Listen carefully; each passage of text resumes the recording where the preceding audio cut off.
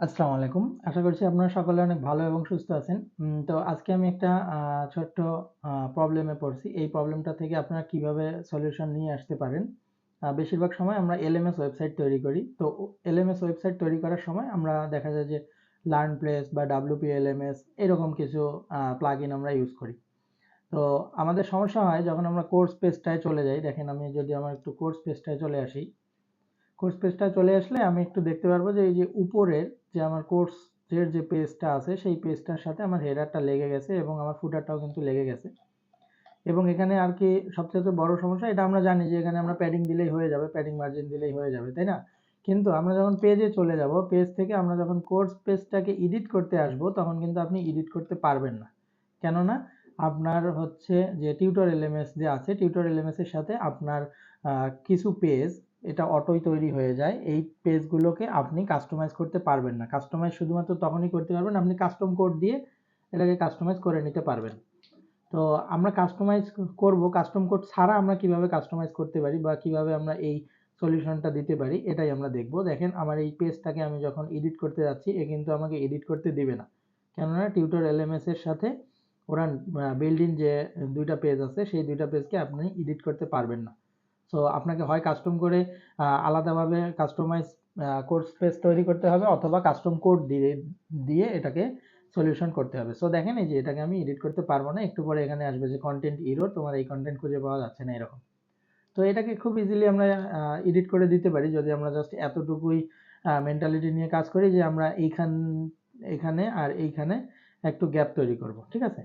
আর tutorial MS এর যে course পেজটা আছে সেটাকে যদি ইউজ করতে চান তাহলে কি করব, জাস্ট আমরা ড্যাশবোর্ডে চলে আসব। ড্যাশবোর্ড থেকে যে কোনো পেজে আপনি যান, ধরেন আমি হোম পেজটাতেই যাই। হোম পেজে শুধুমাত্র হেডারটা আর ফুটারটাকে যদি আপনি একটু উপরে আর নিচে একটু প্যাডিং দিয়ে দেন অথবা একটু মার্জিন দিয়ে দেন, তাহলে কিন্তু আপনার সলিউশনটা হয়ে যাবে। আর কিছুই করতে হবে না। তাহলে হচ্ছে আপনার যেহেতু এটা global header, so global header সব জায়গাতেই সেই পরিমাণ ইয়া নিয়েই কাজ করবে, ততটুকু মার্জিন নিয়েই কাজ করবে। তো আমি একটু হেডার এডিট করতে যাচ্ছি, এই জন্য দেখেন হেডারে এসে আমার দুইটা সেকশন হেডারে। সো এই যে এই সেকশনটা, এটা কিন্তু মোবাইলের জন্য, এটা বাদ। আমরা এই সেকশনটাকে আগে একটু দেখি, সেম ওয়েতেই কাজ করব আমরা। এটার জন্য আমরা জাস্ট অ্যাডভান্সে এসে আমরা যদি এখানে একটু যেহেতু বটম থেকে আমরা একটা যদি মার্জিন দিয়ে দিই, ধরেন 30 পিক্সেলের একটা মার্জিন দিলাম,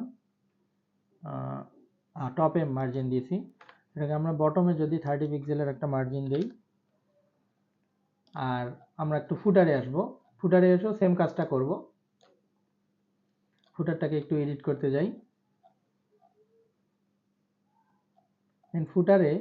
ফুটারে যদি আমরা একটু শুধুমাত্র টপে মার্জিন দিয়ে দিই তাহলে কিন্তু কাজ হয়ে যাবে। তো ফুটার থেকে আমরা একটু টপে 50 পিক্সেলের মার্জিন দিয়ে দিচ্ছি টপ থেকে। তো আই থিঙ্ক একটা গ্যাপ ক্রিয়েট হবে এবং আপনি ডিফল্ট পেজটাকে ইউজ করতে পারবেন যদি নিজে কাস্টমাইজ করতে না চান। এখন আপনার যদি মনে হয় যে না আমি আলাদা করে একটা কোর্স পেজ তৈরি করব, আলাদা কোর্স, তাহলে তো কোনো সমস্যা নেই, ঠিক আছে, আপনি চাইলেই তৈরি করতে পারেন। সো আমরা এখন ওয়েবসাইটটাকে একটু ভিজিটে যাব, বা এই পেজে আছি। দেখেন এখানে কিন্তু আমাদের গ্যাপ তৈরি হয় নাই। আমরা একটু রিফ্রেশ দেবো তাহলে এটা তৈরি হয়ে যাবে ইনশাল্লাহ। এই যে দেখেন এটা কিন্তু হয়ে গেছে, আর কোনো সমস্যা নেই। সো ড্যাশবোর্ড পেজ এবং আপনার যে কোর্স স্পেস, এটা যদি আপনি ডিফল্টটাকে ইউজ করতে চান তাহলে আপনি এভাবে একটা সলিউশন দিতে পারেন, অথবা আপনি কাস্টম কোড দিতে পারেন, অথবা আলাদাভাবে আপনি কোর্সেস নামে আরেকটা পেজ আপনি ক্রিয়েট করে আপনার মতো করে ডিজাইন করে নিতে পারেন। সো ভালো থাকবেন, সুস্থ থাকবেন, ধন্যবাদ।